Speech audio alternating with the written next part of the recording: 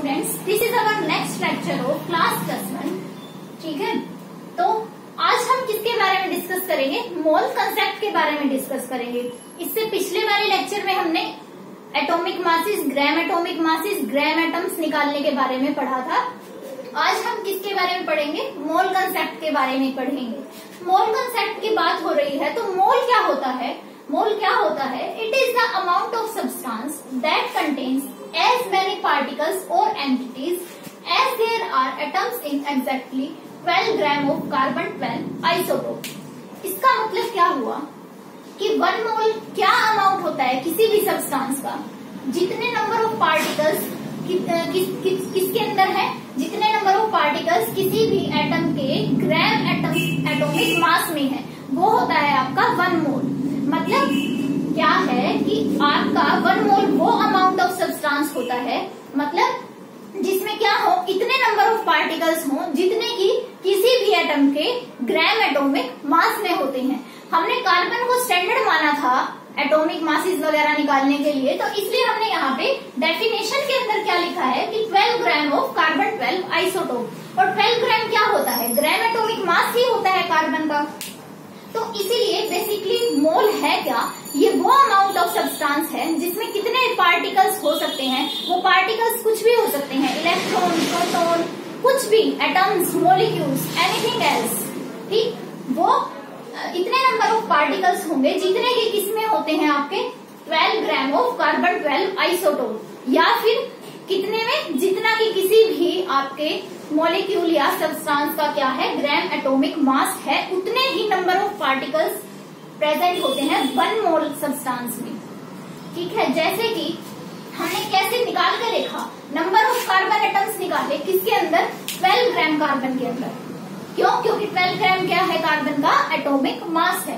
तो number of atoms, carbon atoms निकालने के लिए हमने फॉर्मूला लगाया एटॉमिक मास बाय में mass of 1 atom of carbon.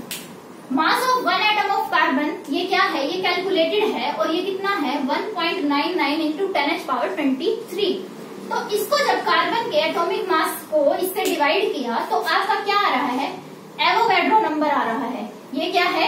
Avogadro number 6.022 into 10⁻23, जिसे हम क्या करते हैं? कैपिटल Na से डिनोट करते हैं।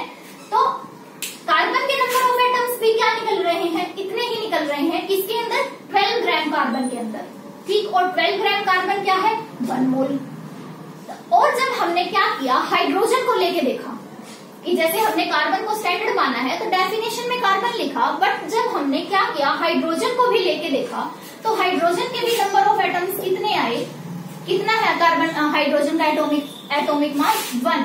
ठीक, तो अगर उसके अंदर हमने 1 ग्राम हाइड्रोजन गैस के अंदर हमने हाइड्रोजन एटम्स निकालने की सोची तो कितने आए? वो भी क्या आए? Atomic mass of hydrogen divide by में mass of 1 atom of hydrogen atom, जो क्या है आपका 1.67 इंटू 10⁻24। और जब इसको हमने कैलकुलेट किया तो भी हमारे क्या आ रहे हैं? एवोगैड्रो नंबर ऑफ एटम्स आ रहे हैं। किसमें? 1 ग्राम हाइड्रोजन में, मतलब 1 मोल हाइड्रोजन में भी क्या आ रहे हैं? आपके एवोगैड्रो नंबर ऑफ एटम्स आ रहे हैं। ऐसे ही कार्बन के अंदर आ रहे हैं। और ऐसे ही आपने कोई भी सब्सटेंस लिया, अगर उसके आपको एटॉमिक मास के अंदर आपको नंबर ऑफ एटम्स देखने हैं तो वो कितने आएंगे? एवोगैड्रो नंबर ऑफ एटम्स आएंगे। तो इसलिए 1 मोल क्या है? ये क्या अमाउंट ऑफ सब्सटेंस है जिसमें कितने पार्टिकल्स होते हैं, जितने की किसमें होते हैं? आपके किसी भी आपका जो सब्सटेंस है उसके एटॉमिक मास में होते हैं। तो कार्बन के एटॉमिक मास में कितने पार्टिकल्स हैं? एवोगैड्रो नंबर ऑफ पार्टिकल्स हैं। इसलिए 1 मोल का अमाउंट भी कितना होगा? 1 मोल में भी कितने पार्टिकल्स होंगे?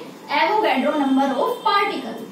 समझे क्या कि 1 मोल क्या है is equal to Avogadro number of particles है। मतलब 1 मोल आपको कुछ भी दे दिया, कोई भी आपको सब्सटेंस दे दिया, 1 मोल इलेक्ट्रॉन्स, इसका मतलब कितने इलेक्ट्रॉन्स है? 6.02 इंटू 10⁻23 इलेक्ट्रॉन्स।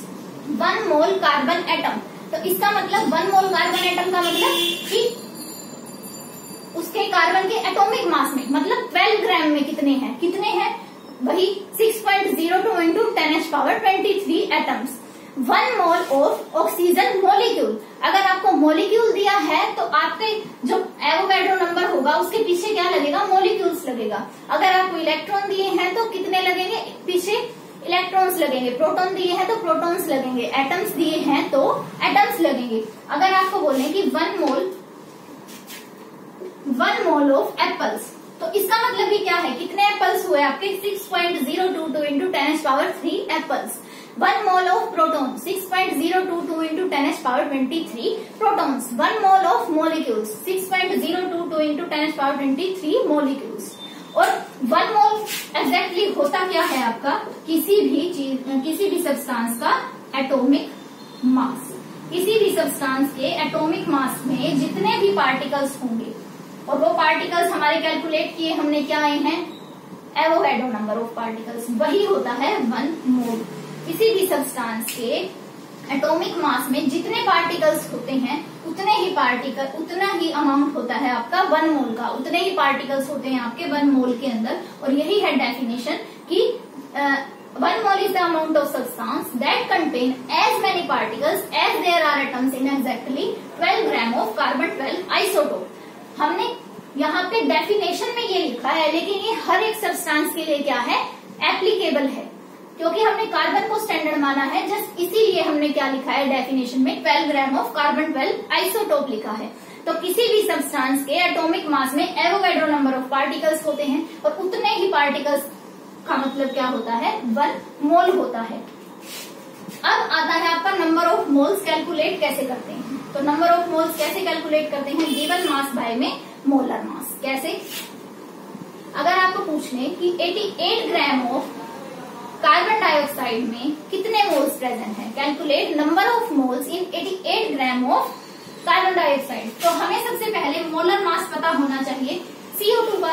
वो क्या होगा, हमने लास्ट लेक्चर में पढ़ा था कैसे निकालते हैं। कार्बन का होता है 12 प्लस ऑक्सीजन का क्या होता है 16, और 16 इंटू में 2 करेंगे क्योंकि ऑक्सीजन के 2 एटम्स हैं, तो क्या होगा 16 इंटू 2 32, और यहाँ पे आ गया हमारे पास 14 ग्राम CO2 का मोलर मास। तो अब हमें नंबर ऑफ मोल्स निकालने हैं 88 ग्राम में। तो हमें गिवन मास कितना है, 88 ग्राम। मोलर मास हमने कैलकुलेट किया है, अभी क्या आया है 44 ग्राम।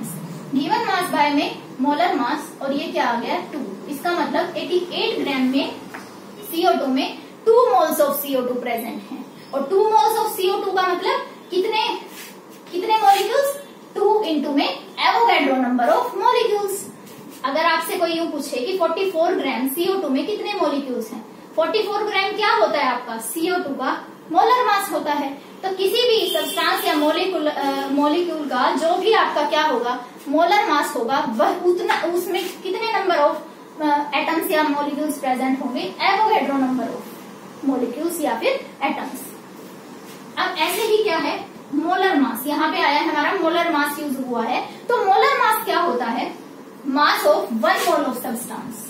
मोलर मास क्या होता है, जो आपके 1 मोल सब्सटेंस का मास होता है। और 1 मोल क्या होता है, एटॉमिक मास होता है। और एटॉमिक मास किसके इक्वल होता है, एवोगैड्रो नंबर ऑफ पार्टिकल्स के इक्वल होता है।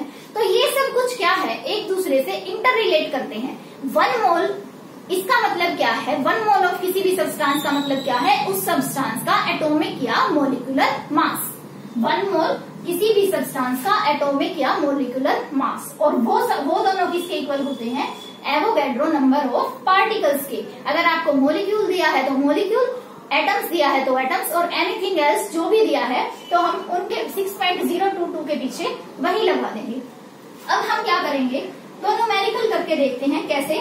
Find the number of carbon atoms in 0.25 moles of carbon atom. क्या करना है, हमें नंबर ऑफ एटम्स निकालने हैं 0.25 मोल्स में कार्बन एटम की। तो अब हमें पता है 1 मोल में कितने कार्बन एटम्स होते हैं, 1 मोल कार्बन में कितने कार्बन एटम्स होंगे, जितने उसके एटॉमिक मास में होंगे। और 1 मोल में कितने होते हैं आपके एवोगैड्रो नंबर ऑफ पार्टिकल्स। तो 1 मोल में कितने हुए, 6.02 इंटू 10⁻23। और इन्होंने नंबर ऑफ एटम्स पूछा है, तो यहाँ पे हम एटम्स लिखेंगे। और पूछा कितने में है हमसे, क्वेश्चन कितने में पूछा है, 0.25 मोल्स में कितने होंगे 0.25 इंटू में 6.02 इंटू 10⁻23 एटम्स। तो इसको कैलकुलेट करके आपका जो भी आंसर आएगा वो होंगे आपके 0.25 मोल्स ऑफ कार्बन एटम्स। ऐसे ही हम अब यहाँ करते हैं, ये थोड़ा सा इससे डिफरेंट है। कैसे? हमें क्या करना है, नंबर ऑफ एटम्स निकालने हैं किसके अंदर, 0.5 मोल ऑफ ऑक्सीजन गैस के अंदर। और हमें यूं पता है कि गैस होती है वो एलिमेंट्री फॉर्म में प्रेजेंट होती है, मतलब O2 की फॉर्म में प्रेजेंट होती है ऑक्सीजन गैस। तो O2 क्या है, एक मॉलिक्यूल है। तो 1 मोल O2 में कितने एटम्स प्रेजेंट हैं? अगर हम 1 मोल O2 मॉलिक्यूल में पूछे कितने मॉलिक्यूल्स प्रेजेंट हैं, तो वो तो होंगे वही एवोगैड्रो नंबर ऑफ मॉलिक्यूल्स 6.022। लेकिन इन्होंने पूछा है एटम्स, और एटम्स के लिए हम क्या करते हैं, जितने भी आपके नंबर ऑफ एटम्स दे रखे हैं उससे मल्टीप्लाई करेंगे। तो O2 में आपको 2 एटम्स दिख रहे हैं, ओके, O और O। तो इसलिए यहाँ पे क्या होगा, 6.02 इंटू 10⁻23 इंटू में 2 एटम्स, वो होंगे आपके 1 मोल ऑफ ऑक्सीजन मॉलिक्यूल्स में एटम्स। अभी मैंने क्या बताया था आपको कि अगर आपको मॉलिक्यूल दिया है तो उतने ही Avogadro number of molecules present होंगे, बट क्वेश्चन में हमसे नंबर ऑफ एटम्स पूछ लिया है, इसलिए वो तो क्या है, वो तो डबल हो रहे हैं। ऑक्सीजन मॉलिक्यूल तो एक है, तो इसलिए उसमें मॉलिक्यूल्स पूछेंगे तो 6.022 इंटू 10⁻23 ही आएगा।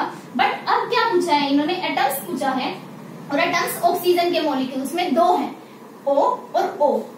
तो इसलिए इसको 2 से हमने मल्टीप्लाई किया, और फिर उसके बाद हमसे पूछा गया है 0.5 मोल्स में। तो 0.5 मोल्स में कितने होंगे, 2 इंटू में 0.5 इंटू में 6.022 इंटू 10⁻23 एटम्स।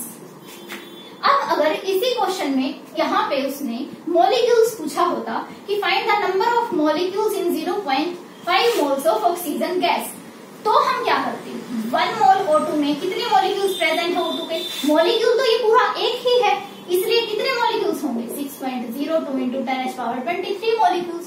फिर हम 0.5 मोल्स में निकाल देते। तो यही है बेसिकली डिफरेंस कि आपसे मॉलिक्यूल्स पूछे हैं या फिर एटम्स पूछे हैं। Okay, note it down.